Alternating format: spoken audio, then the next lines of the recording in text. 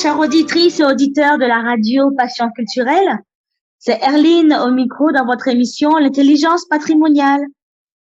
L'émission qui vous dit tout sur le patrimoine. Donc aujourd'hui, nous allons aborder le sujet du dispositif Pinel. Le dispositif qui permet aux personnes, aux contribuables de pouvoir bénéficier d'une réduction d'impôt en achetant un bien immobilier. Donc en fait, nous allons voir dans ce dispositif qu'est-ce qu'il est, qu'est-ce que le dispositif Pinel, ses avantages, comment choisir son locataire et les plafonds de loyer. Donc il faut savoir que ce dispositif a été initié en 2014 par le ministre du Logement qui s'appelle Sylvia Pinel, d'où vient la loi Pinel, qui succède au dispositif du FLO. Il conserve toutefois la même finalité, c'est-à-dire augmenter l'offre de logements sur le marché immobilier afin de pouvoir satisfaire la demande. Donc, afin de mener cette mission à bien, il incite les particuliers à investir dans des biens locatifs en échange d'une réduction d'impôt plus ou moins conséquente. Donc, en effet, son montant 12, 18 ou 21% du montant du placement immobilier dépend de la durée d'engagement locatif à laquelle souscrit l'investisseur, c'est-à-dire 6 ans ou 9 ans ou 12 ans. Donc, comment défiscaliser avec ce dispositif Pinel? Il est prorogé jusqu'au 31 décembre 2024. Cette loi de défiscalisation suppose de respecter certaines conditions d'éligibilité, que cela concerne l'investisseur ou le bien. Donc, pour cela, il est nécessaire de suivre pas à pas les différentes étapes qui constituent le dispositif de défiscalisation Pinel. Celles-ci vous permettront de vous familiariser avec cet univers spécifique et de comprendre l'engagement que suppose un investissement immobilier locatif. Donc, de cette manière, vous sélectionnerez un bien idéalement situé, ayant une bonne rentabilité locative et saurez déceler les pièges. Donc, la loi de finances pour 2021 proroge le dispositif Pinel jusqu'au 31 décembre 2024, alors qu'il était que jusqu'à 2021. Cette loi apporte quelques modifications sur les taux de réduction d'impôt appliqués pour 2023 et 2024. En d'autres termes, des taux revus à la baisse, donc ce qui rendra ce dispositif moins alléchant, moins avantageux pour les contribuables. Donc, les avantages du dispositif Pinel. Réaliser un investissement immobilier dans l'ancien ou dans le neuf comporte nécessairement un point fort indéniable, c'est-à-dire l'acquisition d'un patrimoine pérenne. Ce bien matériel constitue une richesse et une sécurité pour vous ainsi que pour votre famille, votre entourage. La pierre constitue un déplacement privilégié des Français compte tenu de sa rentabilité et de la stabilité du marché. Cependant, le dispositif Pinel va encore plus loin qu'un placement immobilier classique et propose d'autres avantages à investir dans le neuf. Donc, le premier avantage, c'est une remise d'impôt allant jusqu'à 21% du prix du bien. Donc, le premier avantage de la loi Pinel, c'est l'avantage fiscal, une réduction d'impôt jusqu'à 21%. La loi Pinel 2015 est avant tout un dispositif de défiscalisation immobilière prévu pour relancer le secteur de la construction en faisant appel aux contribuables. Donc, pour inciter les particuliers à acheter pour louer, la loi Pinel permet un montant de réduction d'impôt allant jusqu'à 21%. L'investisseur peut donc choisir de louer 6 ans ou 9 ans avec la possibilité de prorogation jusqu'à 12 ans. À chaque durée de location correspond un taux de défiscalisation appliqué sur le prix de l'appartement acheté. Exemple, un logement éligible d'une valeur de 100 000 € est loué pendant 12 ans, permet une remise d'impôt de 21% sur le prix d'achat, soit 21 000 €. L'investisseur applique cette remise de la manière suivante. 2% par an les 9 premières années, soit 2 000 € d'impôt en moins chaque année pendant 9 ans. Puis 1% les 3 dernières années, soit 1 000 € d'impôts en moins sur les 3 dernières années de l'engagement locatif. Un deuxième avantage, c'est le fait de pouvoir acheter sans apport personnel. À savoir, pour investir dans un bien immobilier, de nombreux particuliers ont recours à un prêt, ce qui nécessite d'avoir une bonne gestion de son épargne. Et grâce à la loi Pinel, cette opération peut être réalisée sans injecter de finances issues de l'apport personnel. Donc, l'avantage fiscal du dispositif, combiné à la perception de loyer issu de la location du bien, permettent de rembourser le prêt immobilier contracté en intégralité ou en partie. Ainsi, l'investisseur peut acquérir un logement neuf sans apport personnel. Donc, troisième avantage, c'est la taille variée des logements. Les logements disponibles à la vente dans le cadre du dispositif Pinel vont du studio à la grande surface familiale. Cela permet donc de s'adresser aussi bien aux parents souhaitant transmettre à leurs enfants qu'à l'investisseur désiré de se bâtir un patrimoine pour améliorer sa retraite. Un autre avantage, c'est la possibilité de louer à sa famille. La particularité du dispositif de la loi Pinel est de permettre au propriétaire de louer son bien à ses ascendants et descendants. Cette disposition n'était pas possible avec la précédente loi Duflot et répond à un besoin des parents de loger leurs enfants. Cependant, il est noté que le locataire ne doit pas faire partie du foyer fiscal du propriétaire dans ce cas et qu'il ne peut pas bénéficier de l'aide au logement. Il est donc désormais possible de louer à ses enfants et de louer à ses parents. Donc, le cas le plus marquant, ce sont les parents qui achètent dans des villes universitaires pour pouvoir mettre leurs enfants dans le logement qu'ils achètent eux et de pouvoir bénéficier en même temps de la défiscalisation immobilière. Donc, dernier avantage du dispositif, c'est la possibilité de déduire des charges de ces impôts. La loi Pinel autorise les propriétaires bailleurs à déduire des loyers perçus des charges telles que les frais liés à la gestion locative du bien immobilier, les intérêts d'emprunt, les frais de garantie de votre prêt, la taxe foncière, les frais d'entretien du logement et de réparation, les primes d'assurance, les frais salariaux du gardien ou du concierge de l'immeuble, le cas échéant. Donc, voici les avantages que propose ce dispositif Pinel. Nous allons faire une courte pause et nous revenons tout à l'heure avec qui peut investir en Pinel et les conditions à respecter dans le dispositif Pinel pour le logement. À tout de suite.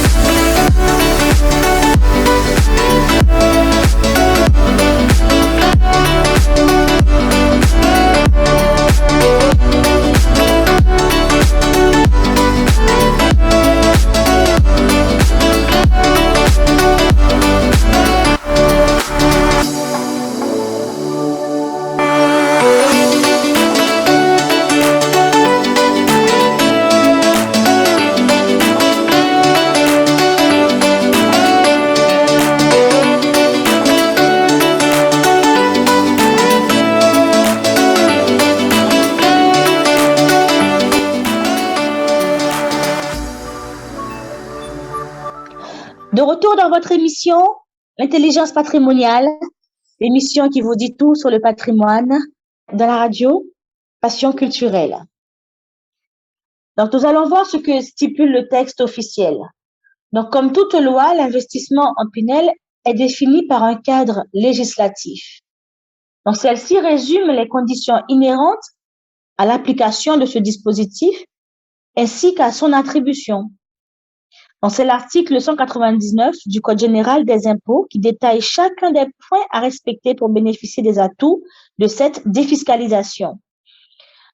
Ainsi, vous y trouverez les conditions d'éligibilité propres à l'investisseur, au candidat locataire, ainsi qu'au bien immobilier en lui-même, c'est-à-dire le montant, la géolocalisation, les caractéristiques physiques.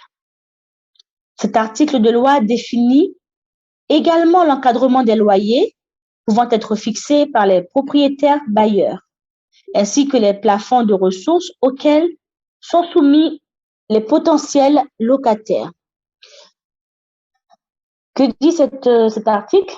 Les contribuables domiciliés en France au sens de l'article 4b, qui acquièrent entre le 1er janvier 2013 et le 31 décembre 2021 un logement neuf ou en l'état futur d'achèvement, bénéficient d'une réduction d'impôt sur le revenu à condition qu'ils s'engagent à le louer nu à usage d'habitation principale pendant une durée minimale fixée sur option du contribuable. Donc, qui peut investir en Pinel? Pour pouvoir bénéficier du dispositif de défiscalisation Pinel, l'investisseur doit être d'abord imposable en France. Il doit être majeur, il doit être solvable, car pour bénéficier d'un crédit immobilier, son taux d'endettement ne doit pas dépasser les 33%. Aussi, le montant de l'investissement est plafonné à 300 000 € par an, à raison de 5 500 € par mètre carré. Donc, le dispositif Pinel s'applique dans la limite d'achat de 2 biens par an, 2 biens immobiliers par an. On ne peut pas acheter plus en une année.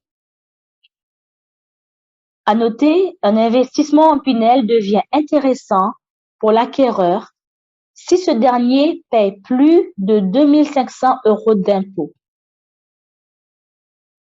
C'est-à-dire que les contribuables qui ne payent pas d'impôts ou peu d'impôts, très peu, l'investissement en Pinel n'est pas intéressant pour eux parce qu'il permet surtout de pouvoir réduire son imposition. Donc, nous allons voir les conditions que doit respecter le logement Pinel. Donc, quels sont les biens immobiliers éligibles en Pinel? Le dispositif concerne uniquement certains types de logements situés dans les zones définies par la loi Pinel. Voici les biens qu'il faut rechercher si vous voulez investir en Pinel. D'abord, il faut chercher les logements neufs, achevés, n'ayant jamais été habités ou utilisés sous quelque forme que ce soit. Les logements en vente en l'état futur d'achèvement, VEFA, et les ouvrages à venir deviennent la propriété de l'acquéreur au fur et à mesure de la construction. Les logements aussi qui sont insalubres, dont la réhabilitation a demandé une rénovation complète, s'apparentant à du neuf, à condition que l'achèvement des travaux intervient le 31 décembre de la 2e année. Pour finir, les locaux transformés en logements Pinel comme des locaux commerciaux, professionnels à usage de bureaux ou d'entrepôts. Nous allons voir les critères du logement Pinel. Donc, une fois que vous avez trouvé l'appartement idéal, assurez-vous que votre future acquisition soit conforme. Pour pouvoir profiter de la réduction fiscale, le propriétaire doit s'assurer que son bien immobilier respecte certaines règles. Le logement doit être acquis entre le 1er janvier 2015 C'est l'effet rétroactif au 1er septembre 2014 et le 31 décembre 2024. Le bien doit être mis en location nu, c'est-à-dire sans meubles. Et il doit constituer la résidence principale du locataire. Aux normes concernant labellisé et, c'est-à-dire bâtiment basse consommation 2005 ou RT 2012. Il doit être situé géographiquement dans la zone Pinel, à savoir A bis, A et B1.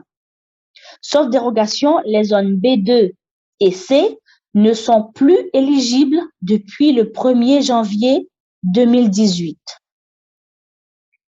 Le propriétaire doit fixer le loyer en fonction des plafonds de loyer Pinel.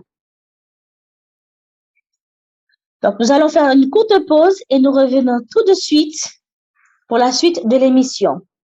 À tout de suite.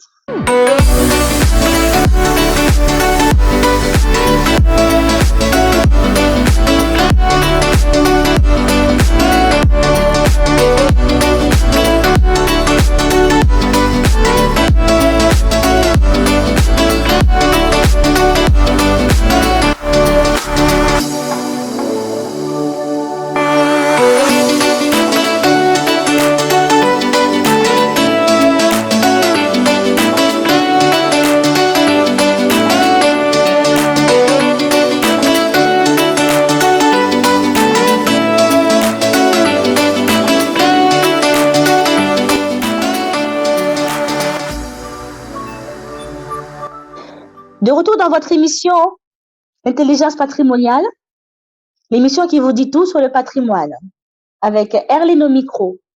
Nous parlons aujourd'hui du dispositif Pinel, ce dispositif qui permet aux contribuables français de pouvoir réduire leurs impôts en achetant un bien immobilier. Nous allons voir maintenant comment choisir son locataire. Donc, la loi Pinel prévoit également les critères d'éligibilité pour le locataire. C'est-à-dire que le locataire ne doit pas appartenir au foyer fiscal du propriétaire. Toutefois, ce critère n'exclut pas la possibilité pour ce dernier de louer son bien à ses proches, c'est-à-dire ascendants et descendants, comme nous l'avons vu tout à l'heure, à ses enfants ou à ses parents. Donc, les ressources du locataire doivent respecter les plafonds de ressources définis par le dispositif Pinel. Donc, quels sont ces plafonds de ressources du locataire? Donc, ce dispositif Pinel n'est pas seulement avantageux pour le propriétaire. En effet, la loi Pinel, en définissant les seuils à ne pas dépasser, veut permettre aux ménages n'ayant pas de gros revenus de se loger correctement. Donc, exemple de plafond, pour une personne seule, par exemple, dans la zone ABIS, s'élève à 38 465 € à l'année. Donc, et la zone A, par exemple, c'est 38 465. Pareil, la zone ABIS et la zone A, c'est le même plafond annuel à ne pas dépasser. Donc, pour la zone B, c'est 31 352. Donc, quel est l'objectif du zonage Pinel? Puisque ce dispositif concerne également le zonage. Si le dispositif Pinel a été mis en place sur le territoire français, c'est principalement pour pallier au manque de logements dans les zones les plus tendues de l'Hexagone. Donc, il semblait donc nécessaire de définir dans ce cadre, et pour tous les dispositifs immobiliers, incitatifs d'ailleurs, des zones géographiques dans lesquelles la loi Pinel serait réellement utile. C'est pour cela que l'on retrouve aujourd'hui 5 grandes zones dans le cadre d'un dispositif immobilier en Pinel. Par ailleurs, c'est également ce zonage qui permettra de définir les différents plafonds de loyer et de ressources applicables dans le cadre du dispositif Pinel. Donc, plus la zone sera tendue, plus les plafonds seront hauts et inversement. Donc, qu'est-ce qu'une zone Pinel et comment cela fonctionne? Mise en place en 2003, en lien avec la promulgation de la loi Robien incitant les propriétaires à réaliser des investissements locatifs, le zonage du territoire dit A, B ou C est toujours en vigueur à ce jour, permettant de définir les zones de tension du marché immobilier français Ce zonage a bien évidemment dû être révisé et adapté au fil des ans. Ce fut le cas en 2006, 2009 et 2014. Donc aujourd'hui, c'est ce zonage qui définit en partie le fonctionnement du dispositif Pinel. Donc en effet, si le dispositif Pinel a été promulgué, c'est dans le but de dynamiser la construction de logements neufs dans les zones tendues du territoire et favoriser ainsi l'accès au logement, notamment pour les ménages les plus modestes. Il semblait donc primordial que ces zones soient clairement établies pour que les futurs propriétaires sachent si, oui ou non, leur investissement peut s'intégrer au dispositif Pinel. Pour définir ces zones, l'exécutif se base sur la tension locale du marché de l'immobilier de chaque commune, c'est-à-dire en faisant le ratio entre l'offre et la demande sur le secteur. Donc, dans le cas où le nombre de logements disponibles n'est pas assez important, la zone est alors dite tendue. C'est une zone tendue. De cette façon, ce sont 5 grandes zones qui ont pu être définies en France. Les zones A, les zones A bis, 1B, 1 et C. Mais attention, depuis 2018, comme je l'ai dit tout à l'heure, certaines d'entre elles ne sont désormais plus éligibles dans le cadre du dispositif, c'est-à-dire la zone B2 et C. Donc, si le territoire est bien découpé en 5 grandes zones définissant la tension du marché immobilier locatif, elles ne sont pas toutes éligibles à la loi Pinel pour autant. Donc, à ce jour, les investissements sont encore possibles dans les zones A, A bis et B, B1. Les zones B2 et C ont été retirées du dispositif Pinel ces dernières années, n'ayant plus les mêmes besoins qu'avant en termes de logement. Donc, les investissements y ayant été réalisés auparavant sont toujours bien actifs, mais on ne peut plus y faire d'acquisition à ce jour. Donc, depuis 2020, cependant, et jusqu'à la fin de l'année 2024, il faut savoir qu'une expérimentation a été lancée à l'échelle de la Grande-Bretagne pour tester un nouveau type de zonage Pinel ultra local. Donc, peut-être bien qu'il s'agit là de la prochaine évolution du zonage territorial dans les années à venir. Donc, les plafonds de loyer, le bailleur d'un bien éligible doit aussi respecter le plafond de loyer Pinel. Cette mesure permet de lutter contre les loyers trop élevés qui excluraient une partie de la population. Des Français aux revenus moyens peuvent ainsi se loger dans un appartement neuf. Donc, il faut savoir que le prix de la location au mètre carré est déterminé par la zone, donc ABC, comme je disais tout à l'heure, dans laquelle se situe le bien. Il correspond au montant du loyer moyen autorisé hors charge. Donc, à titre d'information, il faut savoir que dans la zone AB, le prix au mètre carré, c'est 17,43 €, alors que la zone A, c'est 12,95 €, la zone B, c'est 10,44 €, ainsi que la zone B2, c'est 9,07 €. Donc, comment déterminer le montant exact du loyer? Il faut savoir que le calcul du plafond de loyer se base sur 2 indicateurs, la zone et la surface pondérée. Donc, il y a des formules de calcul qui ont été mises en place. Donc, je vais vous en parler rapidement. Donc, il faut savoir que la surface pondérée correspond à la somme de la surface habitable du logement et de la moitié des surfaces annexes. Surface annexe, ça veut dire jardin, balcon, terrasse, tout ça. Donc, ces dernières sont plafonnées à 8 mètres carrés. Donc, le calcul de la surface suit la formule suivante. C'est-à-dire la surface du bien plus la surface des annexes, qui est divisée par 2, est égale à la surface pondérée. Donc, les plafonds Pinel permettent de calculer le loyer par mètre carré que les locataires devront payer. Et pour cela, un coefficient multiplicateur a été créé. Celui-ci s'applique au plafond de base pour l'augmenter ou le réduire en fonction de la surface du logement. Donc, si elle est inférieure à 38 mètres carrés, le coefficient est de 1,2. Et si elle excède 38 mètres carrés, il sera de 0,7 plus 19 divisé par la surface pondérée. Donc, pour calculer le loyer auquel vous pouvez espérer louer votre bien, il faut suivre une formule qui a été créée, c'est-à-dire c'est la surface pondérée multipliée par le prix de location, multipliée par le coefficient multiplicateur, ça vous donne le loyer que votre locataire va vous payer tous les mois. Donc, c'était Erline au micro. C'est la fin de l'émission. L'intelligence patrimoniale, l'émission qui vous dit tout sur le patrimoine. Ce fut un plaisir de vous parler de ce dispositif Pinel, qui est un dispositif qui a quand même aidé beaucoup de contribuables français à pouvoir réduire leurs impôts, aussi à certains d'autres de pouvoir loger leurs enfants qui sont étudiants. C'est aussi un moyen pour permettre pour d'autres de préparer leur retraite, d'avoir un loyer mensuel qui arrivera tous les mois. Donc, c'était un plaisir de vous parler de ce dispositif mis en place qui se terminera en 2024.